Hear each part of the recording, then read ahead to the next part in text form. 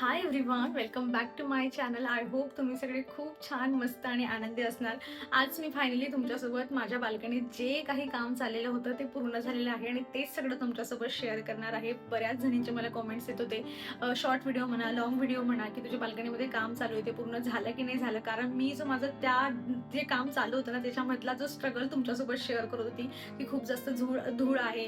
ते लोक 9 वाजेपर्यंत रात्री काम करत होते, त्यानंतर मी हे सगळं आवरलं, असं झालं तसं झालं. सो त्यानंतर जो आहे तो 8-10 दिवसांच्या स्ट्रगल नंतर फायनली आता काम पूर्ण झालेलं आहे माझ्या बाल्कनीचं. मला हवी तशी अजून डेकोर झालेली नाहीये. जर तुम्ही मला ओळखत असाल, आधीपासून तुम्ही मला पाहत असाल, तर मी कुठलंही एखादा रूम आहे त्याला मला डेकोर करून घ्यायचंय, फर्निचर करून घ्यायचंय, तर मी एकाच वेळेला करण्यावर भर घालत नाही. किंवा एखादी मोठा आपल्याला ऑर्गनायझर वगैरे घ्यायचे आहेत तर मी एकाच वेळेला सगळे घेत नाही, मी थोडं थोडं करून घेत असते. मला असं वाटतं की एखादी वस्तू जर आपल्याला सजवून घ्यायची, एखादी जागा आपल्याला सजवून घ्यायची आहे, तर थोडा थोडा कोपरा जर आपण सजवून घेतला ना, तर आपण लॉंग टाइम पर्यंत ती छोटी जो आनंद आहे ना तो आपण एक्सपिरियन्स करून घेऊ शकतो. आणि राहिले ह्या बाल्कनीच्या बाबतीमध्ये बरेच पुढे प्लॅन आहेत तेवढ्या छोट्याशा जागेमध्ये, आणि जे काय होईल मी तुमच्यासोबत फ्युचरमध्ये शेअर करणारच आहे. आताच मी सगळं करून तुमच्यासोबत मलाही वाटत होतं की एक छान असा मस्त पूर्ण जसं मला पाहिजे ना तसं बनवून तुमच्यासोबत शेअर करावं. पण जसं माझं नेचर आहे तुम्हाला माहिती, मी एकाच टायमाला म्हणजे मोठा घास घेण्यापेक्षा आय ऑलवेज प्रेफर की छोटा छोटा घास घ्यावा म्हणून, आणि त्याच्यामध्ये जास्त आनंदही असतो. सो जेवढं काही झालंय मी तुमच्यासोबत आता ते शेअर करते, आणि मी तुम्हाला पूर्ण म्हणजे तोडफोड बांधकाम यापासून तुमच्यासोबत सगळं शेअर करणार आहे. म्हणजे फ्युचरमध्ये जर तुम्हाला अशा पद्धतीचं काम करून घ्यायचं असेल तर तुम्हाला एक आयडिया येऊन जाईल की ओके असं पण होऊ शकतं किंवा आपण असंही करून घेऊ शकतो. आम्हाला काही बॅड एक्सपिरियन्स आलेले असतील ह्या प्रोसेसमध्ये, ते पण मी तुमच्यासोबत शेअर करेल, जेणेकरून फ्युचरमध्ये तुम्हाला जेव्हा करायचं असेल तर तुम्हाला ह्या फेजमधून जायची गरज पडणार नाही. सो व्हिडिओ शेवटपर्यंत नक्की पहा, आणि जे काही जसं काही झालं तुमच्यासोबत शेअर करते. सगळं झाल्यानंतर लास्टला मी तुमच्यासोबत बाल्कनीचा टूर पण देईन. थोडंफार ऑर्गनाईज करून ठेवलंय मी, आणि जसं आहे आता ह्या मोमेंटला ते जसं आहे ते मी तुमच्यासोबत शेअर करते. बाकी त्यामध्ये पुढे बरेच चेंजेस करून घ्यायचे आहेत. खूप प्लॅन्स पण करून घेतले की इकडे असं करायचंय, तिकडे असं करायचं, अशा पद्धतीने पॅक करूयात, हे करूयात.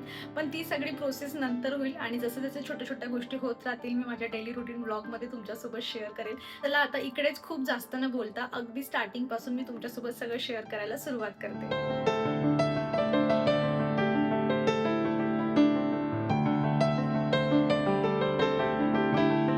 तर ही जी बाल्कनी तुम्ही आता पाहताय याला लक्षात ठेवा, म्हणजे चेंज झाल्यानंतर तुम्हाला बऱ्याच गोष्टी ज्या आहेत त्या लक्षात येतील.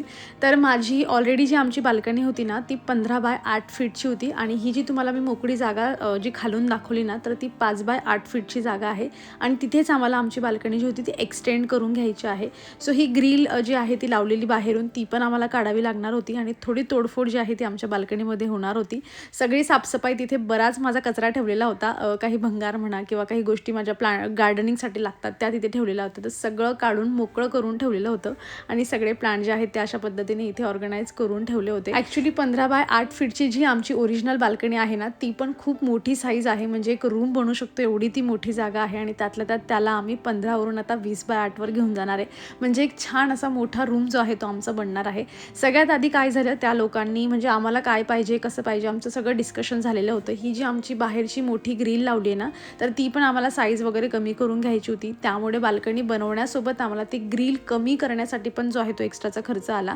म्हणजे एखादी नवीन ग्रिल करण्यासाठी जेवढा खर्च लागतो ना तेवढाच तिला काढून तिच्यामध्ये मॉडिफाय करण्यामध्ये तो भरपूर जो आहे ना, म्हणजे सेम जातं ते सगळं. पण आमचं हे ऑलरेडी करून होतं, आणि आमचं घर घेऊन आता 5 वर्ष पण झाले. सो 5 वर्ष आम्ही अशीच लाईफ जी आहे ती जगली आहे, त्यामुळे पूर्ण प्रॉपर जी आहे ती आमची यूज करून पण झाली आहे ती. आणि तेव्हाच म्हणजे आम्हाला हे एक्सटेंड करायचं होतं. बऱ्यापैकी लोकांनी आमच्या इकडे एक्सटेंड करून घेतलं होतं, पण आम्ही मुंबईला वगैरे पण गेलो होतो, त्यामुळे आमचं ते पोस्टपोन झालं, आणि करूयात म्हणता आता शेवटी आम्ही ते डिसिजन घेतलं. जसं तुम्ही पाहिलं ती ग्रिल पण आमची काढून झालेली आहे, जी रेलिंग असते ती पण आमची काढून झालेली आहे, आणि त्यानंतर हा एरिया असा मोकळा झाला होता.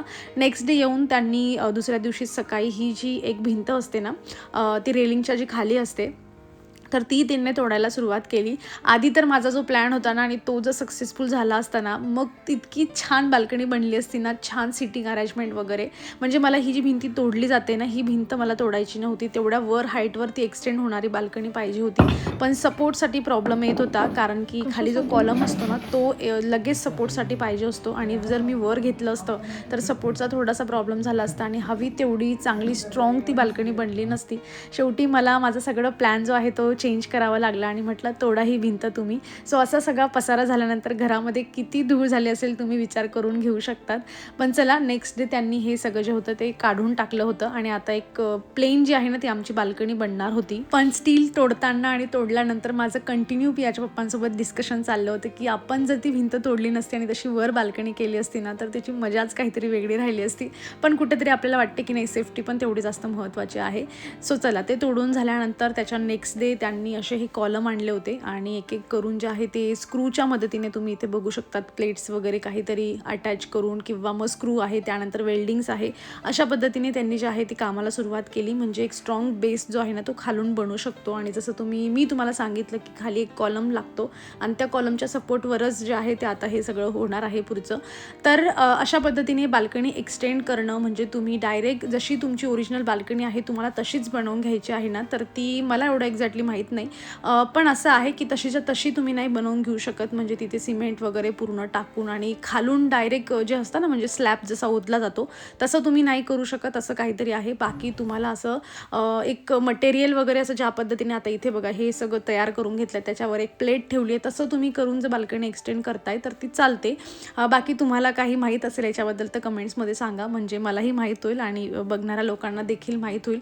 आमच्या इकडे बऱ्याच लोकांनी केलेलं आहे आणि मी बघितलं आम्ही मुंबईला असताना पण खूप मोठ्या मोठ्या लोकांनी पूर्ण बाल्कनी घराच्या आतमध्येही घेतली आहे. सो हे असं याचा म्हणजे एक्सटेंड केल्यानंतर काही प्रॉब्लेम वगैरे होत नाही असं मला तरी वाटतं. आता आमच्या इथे तर बऱ्याच लोकांनी करून घेतली आणि कितीतरी वर्षापासून ते तसंच यूज करताय. आम्ही तरी आता नंबर लावला आहे. सो चला हे तर मी तुम्हाला जे काय आहे ते गव्हर्नमेंटच्या बाबतीमध्ये थोडीशी इन्फॉर्मेशन दिली. बाकी माझं काही चुकत असेल तर सांगा मला कमेंटमधून. सो तो आधी एक कॉलम जो होता त्याच्यावर छान सपोर्ट ठेवल्यानंतर ही जी प्लेट खाली हा मनुष्य ज्याच्यावर बसलेला आहे ना तर ती पूर्ण लोखंडाची आहे. स्ट्रॉंग लोखंड आहे ते आणि ती प्लेट ठेवल्यानंतर ही जी भिंत आहे ना रेलिंगची ती पुढे अशी कंटिन्यू करून घेतली जेणेकरून बाहेरून बिल्डिंगचा लुक जो आहे तो आपला सेम दिसला पाहिजे. हे थोडं गरजेचं असतं की बिल्डिंगचा लुक बाहेरून चेंज व्हायला नको. आय थिंक सो असं असू शकतं. मी तुम्हाला वरवर सांगते पण आता इथपर्यंत आमचं काम झालेलं आहे. आणि ही बाल्कनी आमची जी बाल्कनी आहे ना त्याच्यापेक्षा थोडीशी अगदी खाली आहे ती. कारण ते ना काय होतं की इकडे म्हणजे जे बांधकाम झालेलं असतं ना त्याच्यावर ते डिपेंड असते की कसं झालं आहे कॉलम कुठे आहे.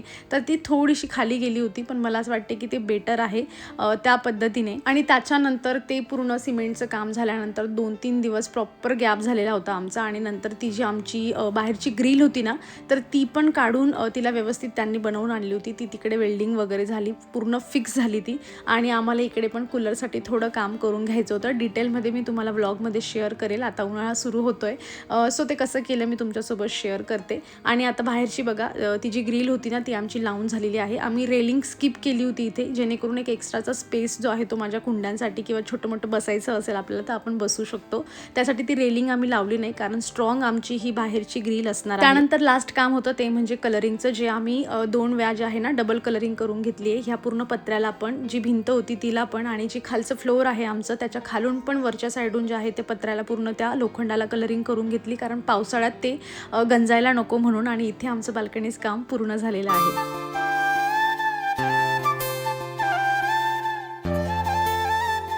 स्वागत आहे तुमचं आमच्या नवीन बाल्कनीमध्ये. पियाने देखील खूप छान स्वागत केलेलं आहे. आय होप जुन्या बाल्कनीला जेवढं तुम्ही प्रेम दिलंय ना नव्या बाल्कनीलाही माझं तेवढंच जे आहे ते प्रेम मिळणार आहे. आपण सुरुवात करताना बऱ्याच विचार केलेले असतात सगळ्याच एकाच वेळेला पूर्ण होत नाही आणि जे काही पुढे पूर्ण होतील आय विल शेअर येणाऱ्या व्हिडिओमध्ये. पण जुन्या बाल्कनीतले काही आठवणी फ्रेश करून घेऊया. मला आठवतंय एक कमेंट की तुझ्या झाडांना एवढी फुलं कशी येतात. सगळ्यात जास्त काही आवडत असेल तर तुझी बाल्कनी आम्हाला आवडते किती ते छान झाडं. आणि काही निगेटिव्ह कमेंटसुद्धा आल्या होत्या की तुला घरातली कामं आणि गार्डनिंग शिवाय दुसरं काही दिसतच नाही. आणि हो हे खरं एकदाचं तुम्ही गार्डनिंगमध्ये गुंतलात ना की मग दिवसातून तुम्ही 4-5 वेळा तरी मिनिमम तुमच्या झाडांना जाऊन पाहून येणार विदाऊट रिझन. आणि हे जे कोणी करतं ना हे त्यालाच माहीत असतं. चला असो तर अशी ही माझी इकडची साईड जुनी बाल्कनी होती. सांगितल्याप्रमाणे काल परवाच काम पूर्ण झालं आहे आणि त्या क्लिनिंगमध्येच माझा खूप वेळ गेला आहे म्हणून ना काही एवढं जास्त मला असं छान डेकोर नाही करता आलं. पण स्टील माझ्याकडे झाडांचा भंडार आहे आणि टिप्सांच्या मदतीने मी माझी बाल्कनी, जी नवीन बाल्कनी आहे ती अशा पद्धतीने छान सजवून घेतलेली आहे. बऱ्यापैकी तुम्हाला आधीच सगळं समजलं असेल, पण फक्त झाडं मी आता इथे ठेवून घेतलेली आहे आणि तरीही नवीन झालेली बाल्कनी किती छान दिसते माझी. उरलेली 15 फीटची बाल्कनीशी आम्हाला काही घेणं देणं नाही. गेल्या 2 दिवसापासून आम्ही येऊन फक्त ह्याच बाल्कनीत उभं राहतोय. अजून काय आपण इकडे छान करू शकतो याचाच आमचा विचार चाललेला आहे. पियाला तर असं झालं की एकदाचं काय इकडे तुम्हाला करायचं ते करा आणि मला माझे टॉयज सगळे सेट करू द्या, म्हणजे मी इकडे खेळायला बरी. तिने आधीच बुक करून ठेवली की आता ही जी बाल्कनी होणार आहे मम्मा, ती पूर्णपणे माझी असणार आहे आणि मी तिकडे फक्त माझाच सामान ठेवेल, मला काहीच तू सांगायचं नाही. म्हणलं ठीक आहे चल, नवीन झालेली बाल्कनी पूर्णपणे तुझी.